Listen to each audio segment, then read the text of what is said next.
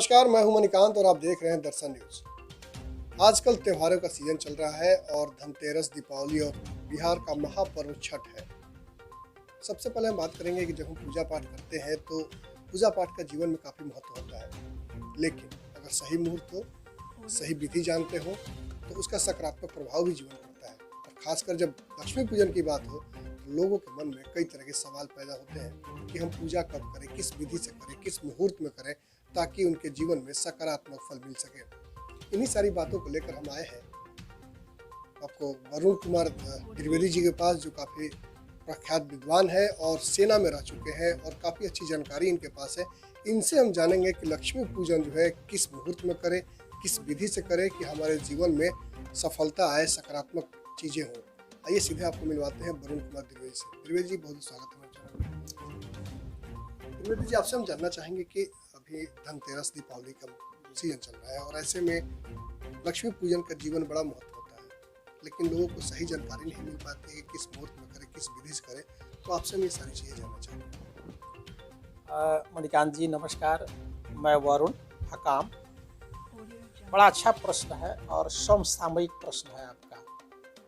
आज प्रदोष है, 12 तारीख है, नवंबर महीना है और बृहस्पतिवार दिन है और कल ही धन त्रयोदशी कहिए, शिवरात्रि कहिए या तेरस कहिए या धन तेरस कहिए, लोग कई शब्दों से इस पर्व को जानते हैं। और परसों यानी 14 तारीख को शनिवार दिन दीपावली है। पहले मैं आपको बताऊं कि धन त्रयोदशी है क्या और इसकी मान्यता कब से चली, क्यों मनाते हैं और कैसे मनाना चाहिए। सबसे पहले आपसे हम ये जानना चाहेंगे, धनतेरस आज है या कल है? धन त्रयोदशी कल है, आज नहीं है। हमेशा धन त्रयोदशी या शिवरात्रि, शिवरात्रि को ही त्रयोदशी कहते हैं। वैद्य धन्वंतरी, जो समुद्र मंथन से 14 रत्न निकले, उसमें से एक धन्वंतरी जी का भी जन्म हुआ। तो धन्वंतरी जी का जन्म कार्तिक महीना कृष्ण पक्ष त्रयोदशी तिथि यानी शिवरात्रि के दिन ही इनका अवतार हुआ था। इसलिए धन्वंतरी शब्द से ये इस तेरस को जाना गया, इस शिवरात्रि को जाना गया। जैसा कि शिवरात्रि हर महीने के कृष्ण पक्ष में त्रयोदशी और चतुर्दशी तिथि के संयोग में ही शिवरात्रि होती है। यह सदा सत्य बात है, कटु सत्य है। धर्म ग्रंथ के जो ज्योतिष के जो विवाद हैं उनको निपटाने के लिए सबसे सुंदर ग्रंथ हैं धर्म सिंधु और निर्णय सिंधु। तो मैं जो बात कह रहा हूँ वो ये निर्णय सिंधु और धर्म सिंधु के आधार पर कह रहा हूँ और हमारे पंचांग भी लिख रखे हैं। इसमें कल का धन त्रयोदशी आज है या परसों है, इस पर कोई विवाद है ही नहीं। निसंदेह कल 13 तारीख को शिवरात्रि है, धनतेरस है, धन त्रयोदशी है, धन्वंतरी जयंती है, हनुमान जयंती है। ये सारी चीज़ें कल ही है, इसमें कोई संदेह नहीं है। अब आपको बताऊं कि ये धन त्रयोदशी कहते किसे हैं। देखिए, शिवरात्रि को तो सब लोग जानते हैं, बहुत पुरानी बात है, परंपरा हमारी चली आ रही है। 12 ज्योतिर्लिंगों की उत्पत्ति शिवरात्रि के दिन ही हुई, इसलिए शिवरात्रि मनाते हैं। और ये शिवरात्रि हर महीने के कृष्ण पक्ष के त्रयोदशी और चतुर्दशी तिथि के संयोग में ये आता है। कभी भी द्वादशी और त्रयोदशी के संयोग में शिवरात्रि होती ही नहीं, यह सदा सत्य बात है। अब धन्वंतरी जी का चूंकि इसी तिथि में जन्म हो गया, इसी शुभ मुहूर्त में जन्म हो गया, इसलिए इस शिवरात्रि को, इस तेरस को धन्वंतरी जी से जोड़ दिया गया। और धन शब्द यहाँ जुड़ा हुआ है तो धन्वंतरी जी से इसका संबंध हो गया, इसलिए इसको धन तेरस कहते हैं। सब तेरस तेरस है और ये धन तेरस हो गया। अब धन्वंतरी जी से और धन का क्या संबंध है। शरीर माध्यम खलु धर्म साधनम, संस्कृत में बड़ी सुंदर एक सूक्ति है। कहते हैं कि आप स्वस्थ हैं, आप सब कुछ ठीक ठाक हैं तो आप ही धन है, आप ही संपत्ति है, सब कुछ आप हैं। यदि आप ही स्वस्थ नहीं है तो कुछ भी नहीं। तो स्वस्थ रहने के लिए धन्वंतरी जी की आवश्यकता है और धन्वंतरी जी तो साक्षात धन है। अब रही बात कि धनतेरस को करना क्या चाहिए और कब करना चाहिए, कैसे करना चाहिए, इसका लाभ क्या है। चूंकि इस शिवरात्रि का संबंध कुबेर से है कुबेर अर्थात धन खजाना के मालिक है। हमारे देवताओं में मैंने पहले भी आपसे एक प्रोग्राम में कहा था कि सभी देवताओं में विभाग बटा हुआ है। जैसे हम लोगों के बीच में विभाग बटा हुआ है, कोई ज्ञान देता है, कोई बल देता है, कोई बुद्धि देता है, कोई धन देता है, कोई जन देता है। इस प्रकार के सभी देवताओं के बीच बटा हुआ है और उन्हीं देवताओं की आराधना पूजा पाठ की जाती है जिसकी हमें विशेष करके आवश्यकताएं होती है। तो यह धन त्रयोदशी और विशेष करके कार्तिकवा जो धन त्रयोदशी कहते हैं, इसका कुबेर जी से संबंध है, इसका लक्ष्मी जी से संबंध है, इसका गणेश जी से संबंध है। और कुबेर, लक्ष्मी और गणेश जी सर्वदाता है, सब कुछ देते हैं। लक्ष्मी साक्षात लक्ष्मी, ऐसे लक्ष्मी जी के कई रूप हैं, लेकिन जा लक्ष्मी सा चंचला, लक्ष्मी वही है जो चंचल होती है, वो रुकती नहीं है। और इनके कई एक रूप हैं। शक्ति मांग लेनी हो तो दुर्गा जी इन्हीं का रूप है, दुर्गा जी की पूजा कीजिए। ज्ञान चाहिए तो इन्हीं का रूप सरस्वती जी की पूजा कीजिए। और यंत्र मंत्र तंत्र या और भी कई चीज़ें हैं तो उसमें काली जी की आराधना कीजिए। कई रूपों में इनकी पूजा होती है। धन त्रयोदशी को स्नान ध्यान करके सुबह में भगवान शिव की आराधना करनी चाहिए। शिव मंदिर में जा कर के बेलपत्र, भांग धतूरा, शमी का पत्ता ये सब चढ़ाना चाहिए। दूध का धार चढ़ाना चाहिए। भगवान शिव को चंदन करना चाहिए। अगरबत्ती धूप वगैरह दिखाना चाहिए। कुछ फल मिठाई भी चढ़ाना चाहिए और भगवान शिव की आराधना करनी चाहिए। धन्वंतरी जी का जन्मदिन जरूर है। धन्वंतरी जी की पूजा पाठ से इसका कोई खास संबंध नहीं है। आप चाहते हैं तो कर सकते हैं, लेकिन इसका साक्षात संबंध भगवान शिव से है। एकोशत विप्रा बहुधा बदंती, एक भगवान शिव संसार में सबको सब कुछ देते हैं। चूंकि वो शिव हैं, सिद्ध हैं, स्वयंभू हैं, शंकर हैं, स्वस्ति हैं, यानी सब सारे नामों का अर्थ ही कल्याणमय है, कल्याणप्रद है, भद्रम है। तो सब विषय में वो कल्याण करते हैं। तो भगवान शिव जी की पूजा करनी चाहिए। और चूंकि धन्वंतरी और कुबेर का इसका संबंध है, इसलिए कुछ नई चीजें खरीदनी चाहिए और वो चीज द्रव्य में हो। वो सोना, चांदी, हीरा, मोती, जवाहरात और तांबे और पीतल तक आता है। आयरन वगैरह ये सब कहने के लिए द्रव्य में आते हैं, लेकिन शास्त्रों में इनका द्रव्य में गणना नहीं होती है। तो आप इसमें से जो कुछ खरीदना चाहते हैं, यह धन संचय करने का एक तरीका है और कुछ नहीं है। कोई मुहूर्त होगा जिसमें खरीदारी की जाए? मुहूर्त है। अब चूंकि अभी मैं ज्योतिषीय भाषा बोल रहा हूँ, बहुत कम लोग समझ पाएंगे इस चीज को। स्थिर लग्न में जितने लोग स्थिर काम करते हैं, जैसे दुकान, जमीन, मकान, तो हम लोग स्थिर लग्न में उनको सलाह देते हैं। और शास्त्र भी कहता है, ज्योतिष भी कहता है कि स्थिर लग्न में धन का संचय कीजिए, उसको खरीदिए। चूंकि स्थिर रहे, जो लग्न है उनके 3 नाम हैं, चर, अचर, द्विस्वभाव। तो अचर को स्थिर कहते हैं। और इसमें सबसे बढ़िया मतलब कि समय है कि इसमें 2 प्रकार के होते हैं, उत्तम स्थिर और मध्यम स्थिर। तो स्थिर लग्न में आप जब कोई सामान खरीदते हैं तो उसका विशेष महत्व है, बहुत अच्छा है।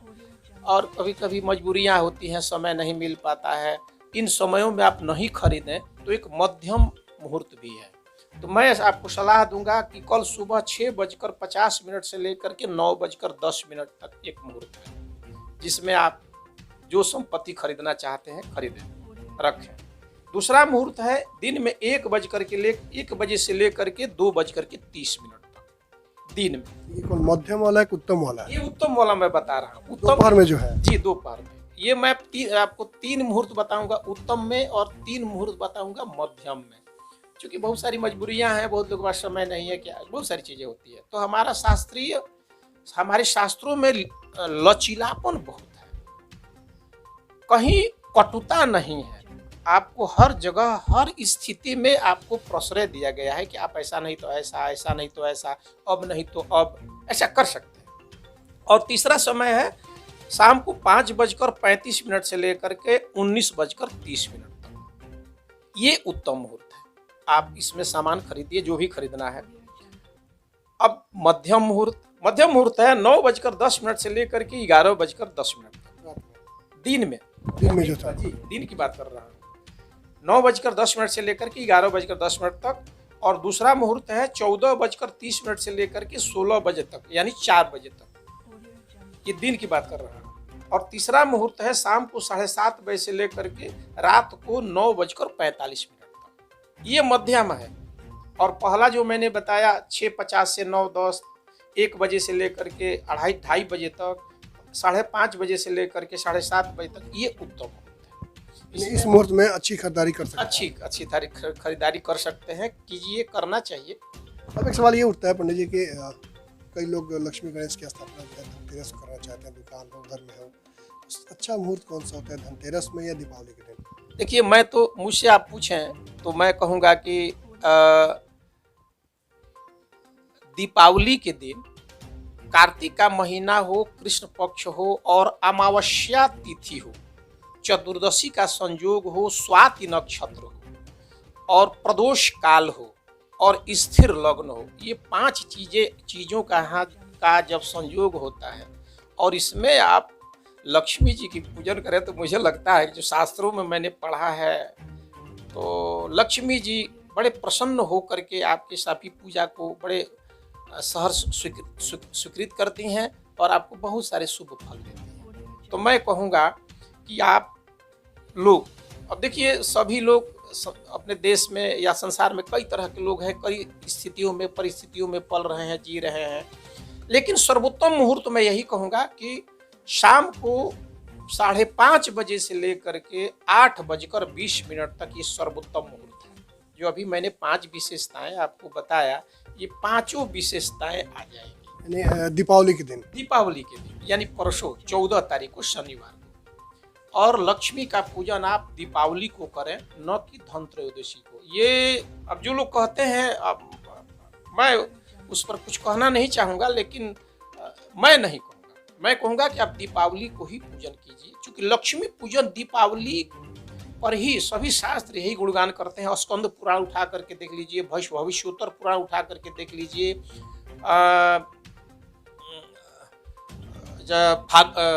भगवती पुराण उठा करके देख लीजिए, इन सभी पुराणों में इनकी चर्चा है।